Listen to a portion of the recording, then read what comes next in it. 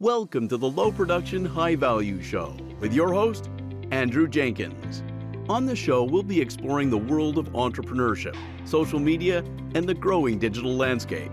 Whether you're a seasoned entrepreneur or just starting out, you know that the world of business is constantly evolving and changing. And in today's digital age, it is more important than ever to understand how social media and technology are affecting the way we do business. That's why on this show, we'll be talking to entrepreneurs and experts who have a wealth of knowledge and experience to share with you. From the latest trends and technologies to the struggles and triumphs of running a business, we'll be covering it all. So if you're looking to level up your entrepreneurial game and become more digitally savvy, then let's get started with the Low Production, High Value Show. Welcome to the latest episode of the Low Production, High Value Show. Today's guest is Virginia Brailey, CEO of Xemoto. Welcome. Thank you for having me, Andrew. So to kick things off, why don't you explain for our viewers and listeners what Xemoto is all about? Sure. So Xemoto Media is an influencer marketing platform, and our special sauce really is to provide influencer marketing services for organizations that don't really have easy access to influencer marketing. So organizations that are in heavily regulated industries like financial services, healthcare, and we also work with publicly traded companies to help them with their investor communications. Are you finding are organizations coming to you, or because many of them are, as you described, in regulated industries, they haven't even considered the prospect or the possibility of using influencers because of what they've historically experienced related to compliance and regulation? So a little bit of both. Actually, that's a good question. So some of the organizations, some of the smaller organizations have been actually reaching out to us directly. So especially in the investor communications industry, which is how we got our start, we have had organizations reach out and say, hey, listen, we want to take advantage of influencer marketing, but we really don't know what it can do for us and, what's the return on investment we can expect and how should we go about doing it. And then we have also been reaching out to some larger financial organizations in the U.S., which is our primary target market. And they've had a really great response because we have this focus on compliance and making sure that we've dotted our I's and crossed our T's. They're excited to have the conversation with us. So we didn't realize we would have so many inbound leads, as they say, right? So which is really, really great because we haven't spent a lot of investment marketing the organization. So that's been very, very positive. By smaller, do you mean newer, more startup in the sort of fintech, healthcare tech, or is it just they're smaller, more nimble, more agile, and also trying to compete from a market perspective with larger, maybe legacy organizations? So in the investor communications area that we focus in, so we call them small cap or micro cap organizations, usually traded on the NASDAQ, healthcare, natural resources, telecommunications, multiple different industries. But in the financial services area and in some of the healthcare industries, much bigger organizations. So, for example, we work with CIBC in Canada, and in the U.S., National Debt Relief, Mutual of America, much larger organizations we've been working with. So a little bit of a dichotomy. And then there's in between, everything in between in the healthcare. We're working with an organization that offers healthcare services and mental health care services for new immigrants. So there's a wide variety of organizations we've been working with. If you wanted to compare or contrast the experience working in regulated industries here in Canada versus the U.S.? There are a lot of similarities. In some of the financially sort of regulatory bodies in the U.S. are a little bit more strict in the U.S. Than in Canada. But generally what we've done, we've tried to make it easy for ourselves.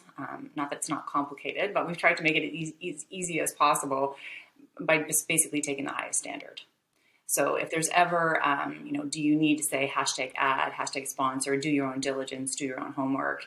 If there's ever a question whether or not that has to be done, we always just do it. It's just the path of least resistance. And because our positioning is very much around brand safety and compliance, we absolutely always take the high road. So it's just the easier way to do it. Does that translate to looking at even higher regulated regions like Europe and adopting some of their stance? The example that comes to mind is with email marketing. You have CASL compliance here in Canada, the Canadian anti-spam legislation, but in Europe you have GDPR, and many organizations are adopting GDPR because they anticipate that standard of regulation is going to come to North America anyway, so why not be preemptive?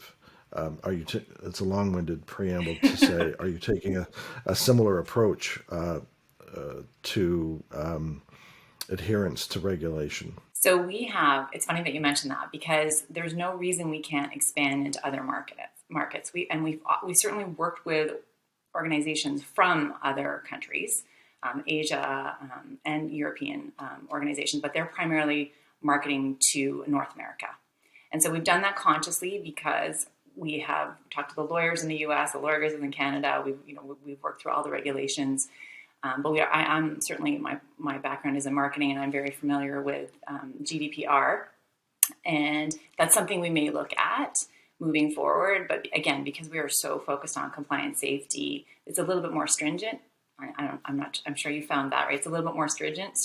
So we will tackle that as we expand into other markets.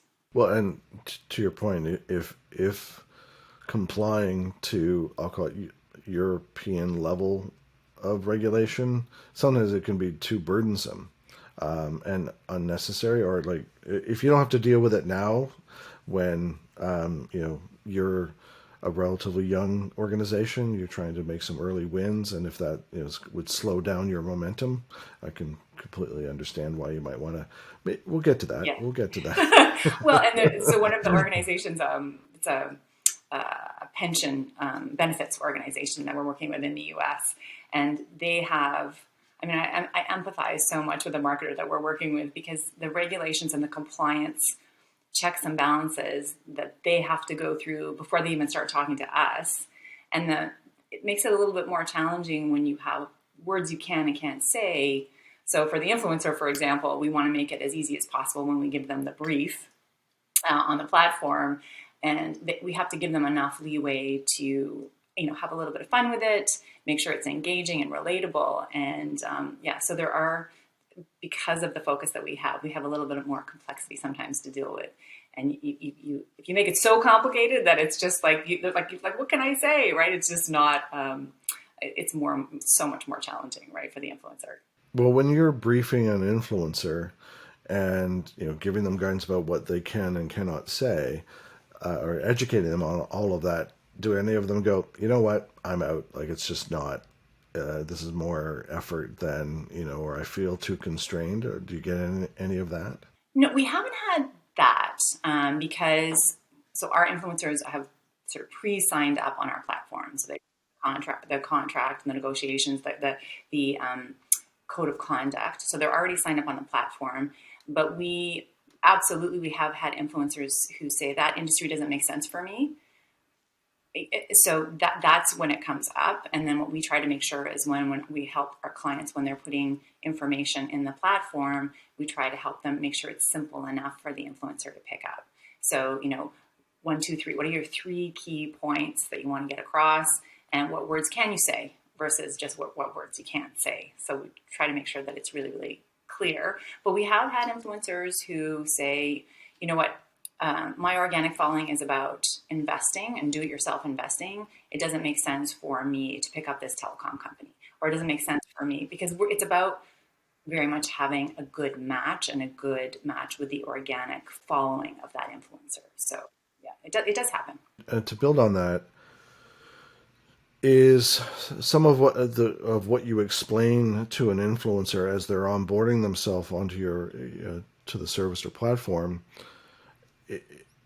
Are you helping them gain an understanding of, like, this is all going to be about being aligned with, does it make sense? Is it aligned with your values? And also from the brand's point of view, does that influencer feel like they're aligned with the brand's values and things like that. Talk to us more about what went into that to help from a kind of a vetting process, a matching process, to make sure everyone's on the same page, not only values based but message and so on. So there's really two steps, Andrew. So the first step is the influencer agreeing to follow the rules and making sure that so they sign up with the contract, they review the code of conduct, they're signed up on our platform. We, depending on what their social channels are, what their followers are, that's all negotiated in terms of their rates. So that's the first step. So then they're on our platform. Then when we get clients who are signing up, they want to run campaigns with us, or they want content, or they want market research, or all different types of things. That goes into the platform, and it goes out to a number of different influencers. So we're not doing really sort of just the traditional matchmaking that you see with some of the beauty brands. There's a number of different influencers that pick up each campaign. They tend to be micro influencers, mid-tier influencers, and at that stage, both the influencer and they get to say whether or not that makes sense for them and their brand. But we also check as well. So we do some vetting as well, because obviously we want to make sure it's really successful. And sometimes we're doing some A/B testing. So you want to check to say, hey, let's try with these influencers for this first campaign, and then we look at the results, and then we work with potentially different influencers, or we keep the same influencers. So it really is it's a bit of a two-way process. We're trying to keep things very, very simple, with not a lot of back and forth for either our clients or our influencers. So we try to do as much ahead of time to set things up for success. And then it really is, I want to do that campaign because it makes sense for my brand. So ESG is something that we had a lot of success with. So a lot of our influencers connect with the purpose of organizations if they have a really strong focus on environmental, sustainability and governance. And so we've had a really good match with that. And so, because that's something that's important to them in terms of their purpose. How do you address, because we've done work in the ESG and responsible investing space, and there's this risk of, especially on the brand side, about making sure that you are walking the walk, that there's transparency. Like, it's easy to lay claims about like your values related to I'll call it climate and responsible investing, and holding accountable the investments that purport to being more green or socially responsible, etc. Only to be found out, they're not as green as it's like greenwashing and that kind of stuff. So how does that translate from a vetting of your influencers, from a transparency and just making sure they may be aligned in values, but like, how far back in their tweets or their Instagram posts do you go to make sure that they didn't say something that's contrary to the message? So two pieces to that. So one, there is when influencers are signing up on the platform to begin with, there is a vetting process in terms of, so we use applications to check for bots. We scan their channel. And what we find actually, I thought that this might potentially be more of a challenge with some of the smaller influencers, but what we find is that they want to make sure that their channel is positive and good from an engagement perspective. They want to make sure that they're going to get work, right? So we don't run into a lot of challenges with that very often. Sometimes the bots, that does certainly come up. So there's that vetting process. And again, because we're so specific in terms of some of the industries we started out working with, there needs to be backup into an organic following. So we're working with influencers that aren't just doing influencer post as it relates to working with companies, but they have an organic following. So they either, right. So it's legit, I would say, from that perspective. And then when I'm talking about ESG and the companies that we're working with, it tends to be the actual product or service or offering that is really, so whether it's lithium for lithium batteries, or whether it's rare earth metals for some of the mining companies, there's that sort of connection. So, I mean, you make a good point. You have to be careful that it's not just statements, that it can be backed up, but we're more focused on what the actual service or product is from a matching perspective.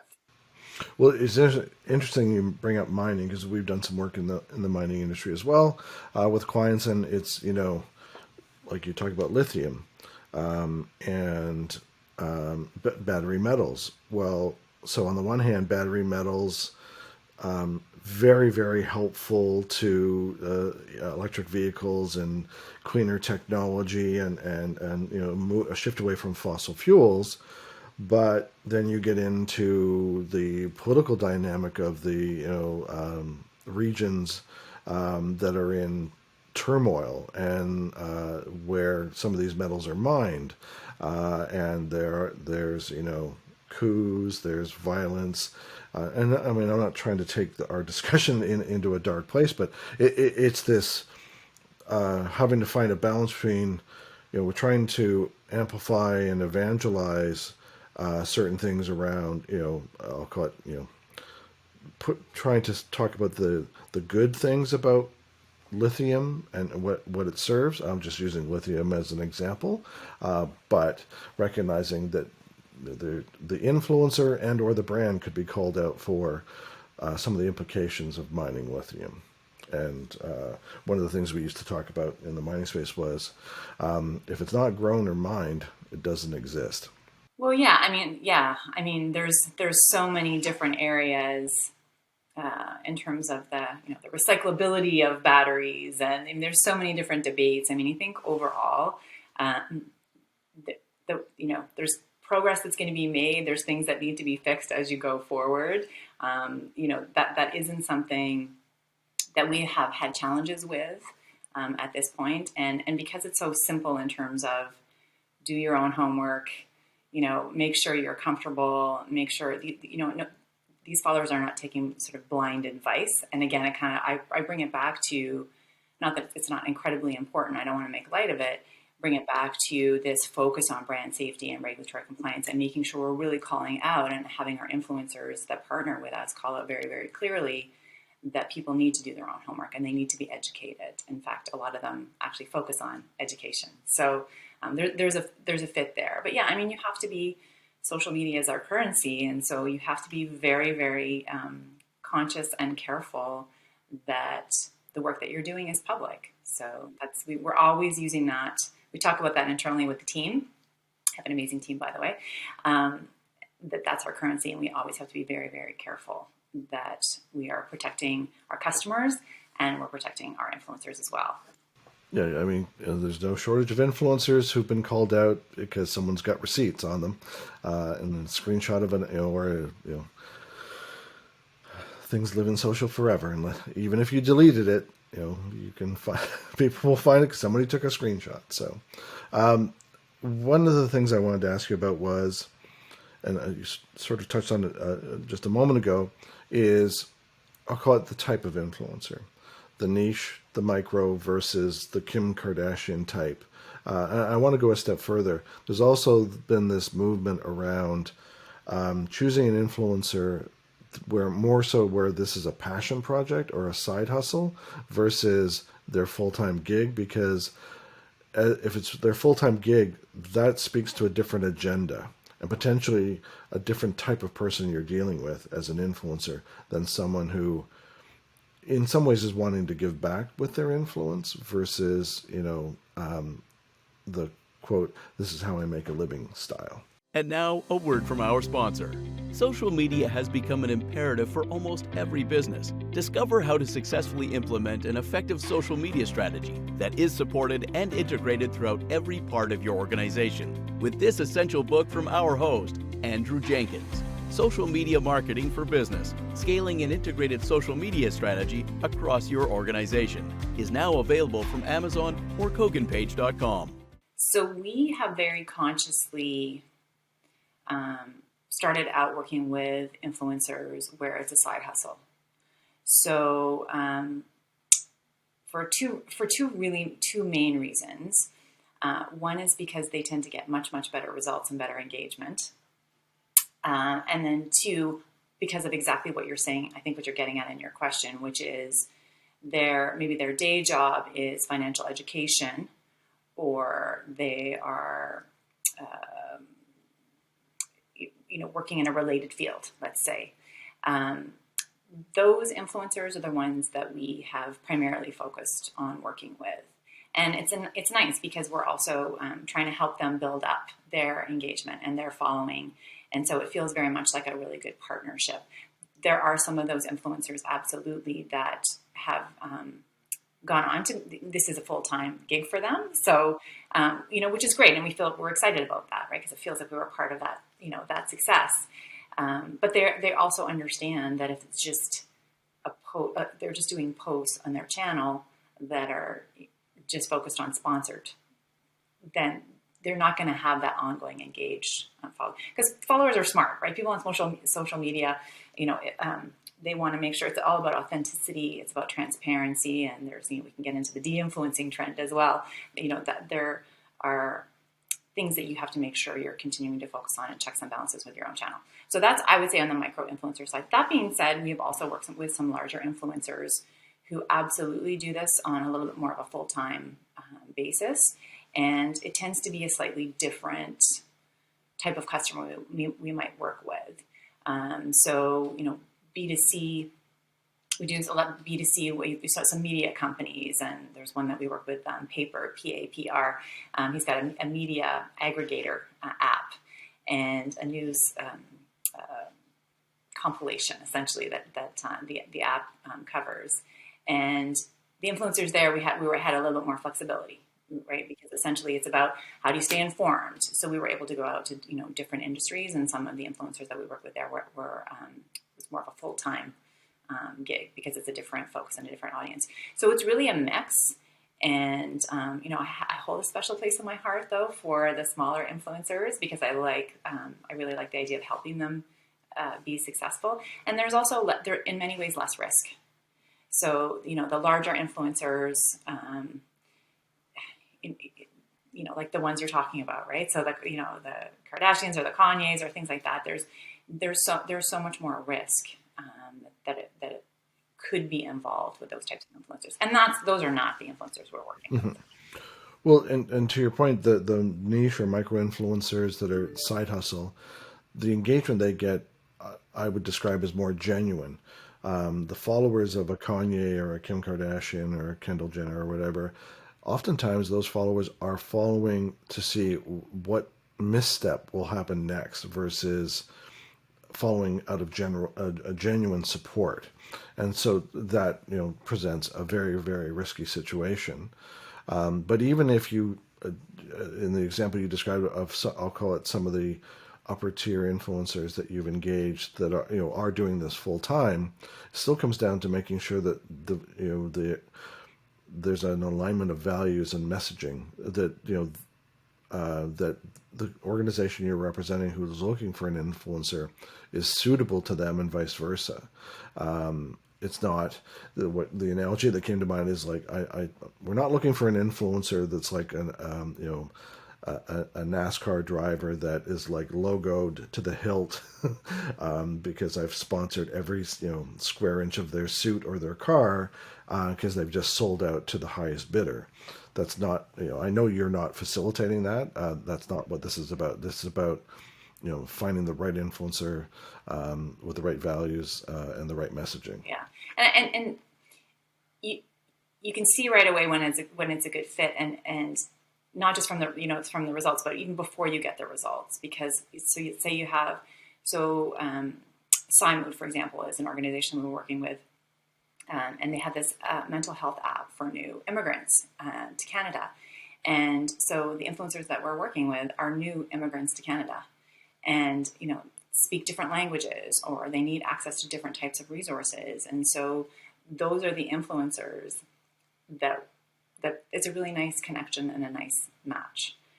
Or you're working with someone who, so you're doing, trying to get information out about and raise awareness about an event. So you're working with someone who maybe is a marketer, for example, who has been to the event, or a small business owner. So for a telecom company that we're working with, it's a small business owner who happens to need to have really great telecom services. So it is really relatively simple, and as long as you can have that genuine, as you say, genuine match, you're going to people are going to be happy with the results, and we're going to get good results. So it's going to feel good, and you're going to actually get, ROI, because I mean, essentially that is what it's about, right? Is the return on investment. Well, and I want to get your take on two things that I've witnessed recently. One that's getting talked about more increasingly in the influencer space, and that's de-influencing, where influencers are talking about things they don't like, or they're taking a counter argument about a product or a service. And I just wanted to get your take Yeah, on that, yeah. and whether in some ways it speaks to being genuine and transparent, and I'll call it honest. I wouldn't want to be a brand on the receiving end of that necessarily. Yeah. But also you have to be careful. You can't be the brand that's facilitating an influencer to trash on your competitors either. So Yeah. I mean, some of the most challenging situations, and again, we don't work in that beauty brand, which where you see a lot more of that in e-commerce space. I mean, soon, very, very quickly, not soon, very, very quickly, people get wise to this de-influencing. So let's say you are an influencer and you're, don't like a particular product, and you're being really clear about that and communicate about that. But then somebody finds out, a week later, you're influencing for the competitor brand. So even if it wasn't intentional, it's going to feel, as your followers, if you get called out on that isn't really a genuine. So even, so they say de-influencing is actually a form of influencing, right? So you have to be careful about that.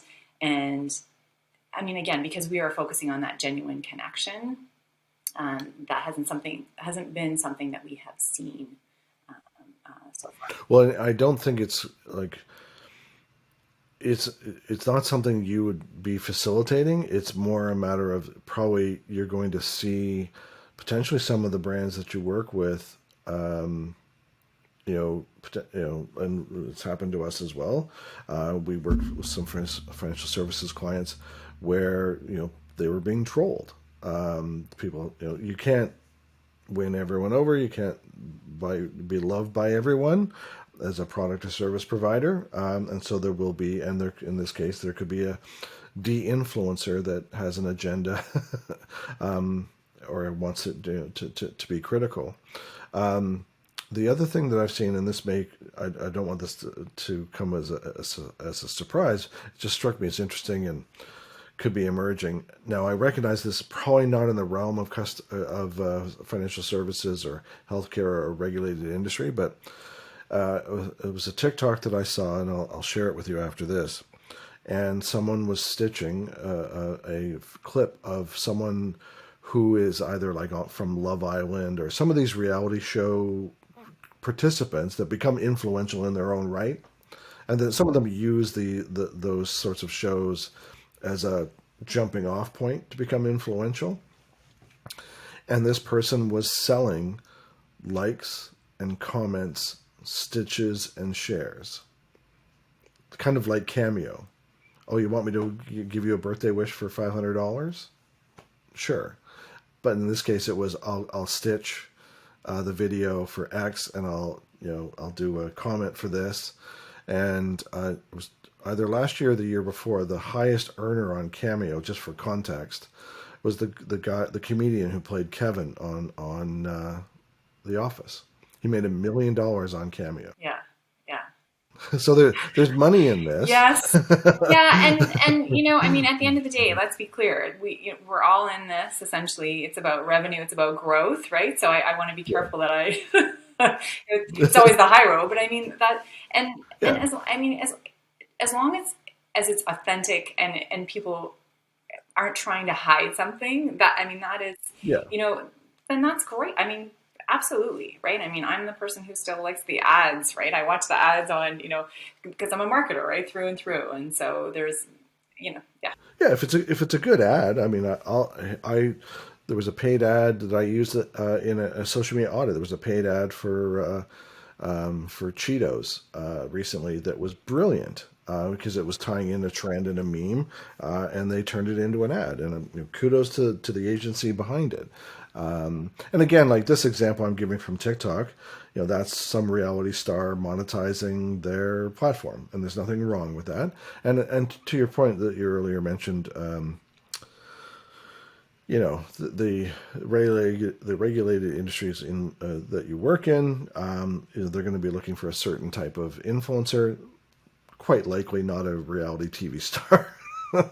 It just struck me as interesting about how transparent, in this case it was a guy, how transparent he was about his willingness to, I'll do this for this price, whatever. It's kind of like, here's my rate card. Well, I mean, again, we're working with some of the smaller, influencers, as well as some of the sort of mid-tier, I would say, influencers. And the more clarity and openness and fairness there is around how influencers are getting compensated, because that's important, right, as an industry. And I'm very conscious of making sure that we are being fair, and that we are, some of the newer influencers we work with aren't 100% clear on what they should be charging, right? And so we try to be, we have these sort of standard cards, essentially, to say, based on this, and this is what we should be paying. But the more standardization, the better. And I know some influencers have been taken advantage of in that, on the flip side, right? So you want to make sure that that's not ever anything that we are doing. And we also are very careful about paying our influencers really quickly, because, that's, these aren't the mega influencers who can afford to wait months and months to get paid, right? So that's, so there's two sides to every coin, right? And it's interesting, and hey, have at it, right? Well, whether by people or by brands, what do you think is the biggest sort of misunderstanding or misconception, or what do people get wrong about influencer marketing? So I think the biggest opportunity and the biggest challenge, sorry, positioning marketing, is that influencer marketing isn't going to solve the world's problems. So you as part of, so marketers we speak to, growth marketers, content marketers, brand marketers, they understand this. They're smart. They know that just signing up for, okay, we're just going to do influencer marketing campaigns, and we're going to get all the results that we need, and we sort of walk away. That's sometimes we see that in the less sophisticated conversations with organizations who maybe are starting up, or they want to use influencer marketing and they don't have some of the other pieces in place. I mean, you might see this in your business as well, that you have to build a brand over time. You have to build a service, even if it's very niche and very targeted. Even if it is a mining company, you have to invest in your marketing, and influencer marketing is a piece of that. I do, however, on the flip side, think that it is set up for success to really, really take a piece of content development, because it's so efficient and so good. I mean, the influencers that we work with, the content that they create is phenomenal, and it's quick and it's fast, and it resonates with the audience that the company is going after. So that there's that. You can use it for market research. So, I mean, essentially, so we call it sentiment monitoring or social listening, but essentially you're getting real-time feedback from questions and comments that followers are posting. So when we worked with CIBC, that was essentially one of the biggest value, was people were asking questions. So it was through Neo Exchange and Canadian Depository Receipts is what they were saying. So essentially it was an investment product for investors that wanted to invest in the U.S., and they wanted to invest in fractional shares, and they didn't want to have to worry about the FX risk. That's essentially what the product is. And people were asking questions like, how do I purchase this? Or where do I get this? Or why is this different? So that learning that market research was given back to CIBC right in the moment. So very, very valuable. And there are absolutely, in certain situations, when you have really good investment in influencer marketing, you get click-throughs and you get conversions as well. So it is that I would say is the biggest piece. So there's an education piece, and there is great opportunity. So I think influencer marketing is the future of marketing, but you have to be smart about it. So, and the marketers we work with really do get that. Right. So, but is it, to your point, either the marketers you work with already know and have properly set their expectations? Like, influencer marketing will not be your salvation. It is a tactic, or it's a portion of your overall marketing budget and effort, so that you properly set your expectations about it. It shouldn't be your entire, marketing strategy. Exactly. So the majority of marketers absolutely know that. I mean, they know that coming in. They may not know all of the things that all the amazing things you can do with influencer marketing, and that's our job, right? I mean, that's part of what we're doing in the conversation, is making sure that the ingredients are right for success. So, yeah, I mean, there are so many amazing opportunities with influencer marketing, but you need to be smart about. Everybody wants a quick win. Everybody wants magic, right? I mean, I know I've been in conversations when I was a marketer and working with CEOs, and they're like, Virginia, well, where's my close one sales based on this, this, and this, and it's a number of different things that you have to do in order to get amazing results. Well, and to your point, an influencer marketing campaign is just that. It is a campaign. So, what are you doing both before and after a campaign, from an ongoing, just being seen, being interacting with, etc. And if you're not doing anything, then you might be doing a disservice to your influencer marketing campaign. Yeah, and I mean, that with digital marketing, their digital marketers, growth marketers know that you need to have investment, sort of, I would say, across the entire journey, right? You need investment up front, you need top of funnel investment as well as bottom of funnel investment. And if you dry up with any kind of brand investment, if that dries up, then you're not going to get great conversions and great return on investment. I want to ask you about, I'll call it, the responsibility of a brand to an influencer. We had an engagement where we engaged and vetted some influencers. There was hiring occurred, and then there was some initial campaign efforts. But in one particular case, an influencer did not enjoy the experience with the organization, and was frustrated. And when it came to round two of involving them, they said, I'm going to take a pass. So all that to say, I'm curious, what kind of guidance you give brands from a responsibility to, or to set them up to engage an influencer in the best way possible. So influencers are business people too, and they know their business. And so when we were talking earlier about the if you overprescribe what an influencer is meant to say in their post, then it's going to come across as not genuine, or it's going to come across as a little bit boring and more like a traditional ad.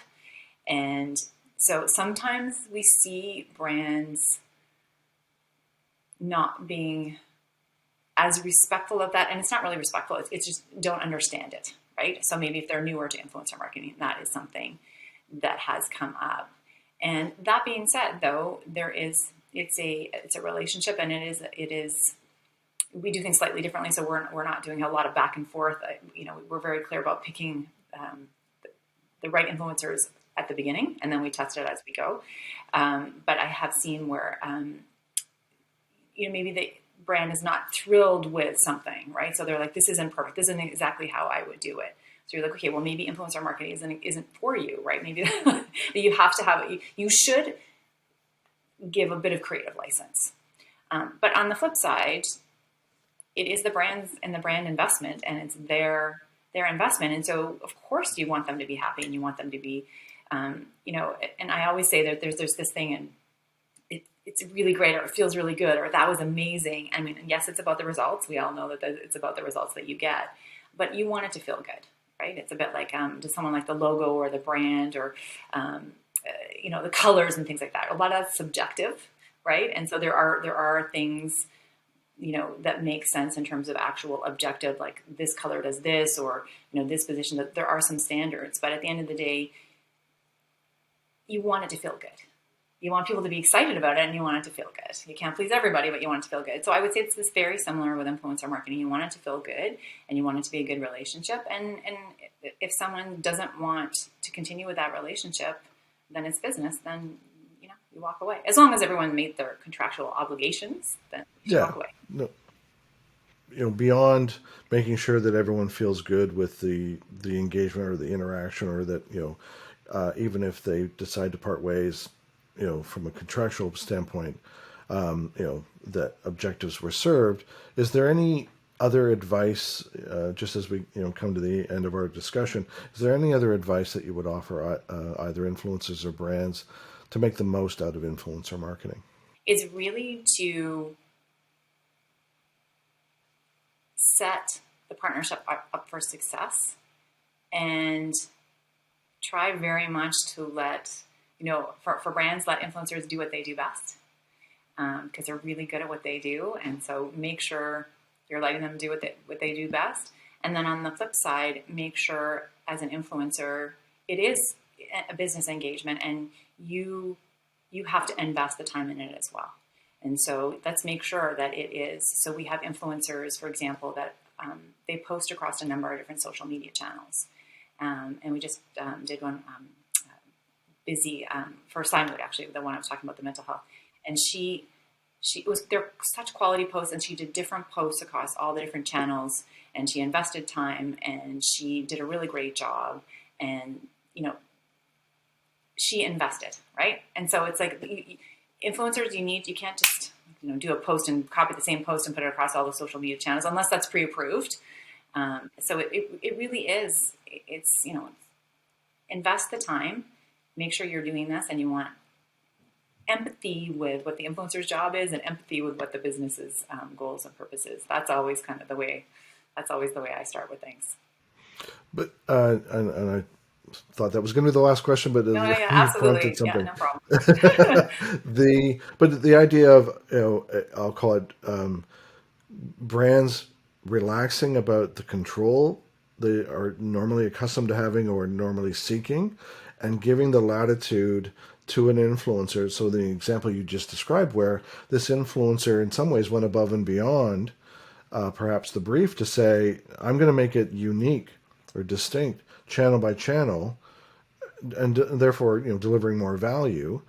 But at first blush, maybe the brand would have thought, oh, that feels out of our hands, out of our control, when we're so used to adhering to certain brand standards. But they shouldn't necessarily be so rigid or sacred.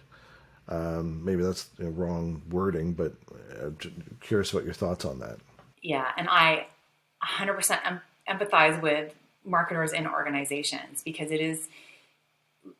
you've got a lot of people to answer to inside your organization, and you want to be very, very careful that you are protecting your brand. And I completely understand that. And so you're not paying an ad agency to spend 6 months putting together like an ad for the Super Bowl, right? Because there's value in that, and like we were saying earlier, I love that, but this isn't that. And so we want it. Sometimes we're out in 24 hours with a campaign, and influencers are turning these things really, really quickly. So invest in making sure it's really clear what you can and can't say as an influencer. Make sure that that's really simple and clear, and then let them do what they do, and what we're essentially working with them and hiring them to do. Make them color inside the lines, but leave them the latitude to maybe change up some of the colors. Yeah, no, absolutely, absolutely. And they do. They know their followers. They know, they're going to take the time to understand the message that you want to get across, because that's what they're doing. That's that's part of the engagement. But they're good at it. I almost every single day I see a post that one of our influencers has done, and whether it's like at Two Girls Investing or Hiver Academy, and I think it's so good. They do such a good job, right? Well, I'm glad that you see the fruit of your efforts every day, and sort of can take pride in it. That's not something everyone gets to say. So kudos to you on that. Thank you. And I have the best team. So I have a great board. I have a great, group of investors, but our team is just fantastic. So I just want to make sure I give them a shout out. Well, thank you for that. And thank you for your time. I really enjoyed the conversation, and I'm grateful for everything that you shared. So thank you. Thank you so much, Andrew. Thank you for having me. It was great. Thank you for joining us on this episode of the Low Production High Value Show. Be sure to give us a rating and subscribe to make sure you never miss an episode. Don't forget to check out Volterra at volterradigital.com to learn more about how they can support your social media marketing.